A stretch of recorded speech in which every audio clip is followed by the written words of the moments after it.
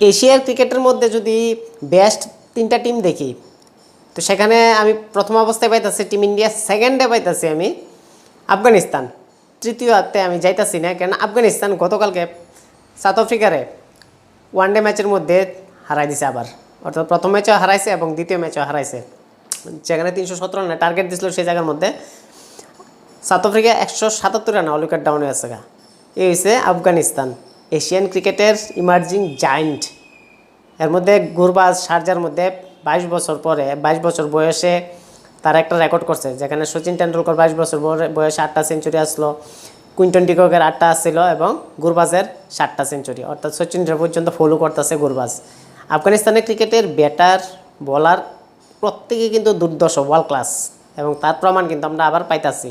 আফগানিস্তান কেন এশিয়ার একটা সেকেন্ড জায়েন্ট আমরা কইতে পারি ইন্ডিয়ার পরে, আর তার রিজন আফগানিস্তানের মধ্যে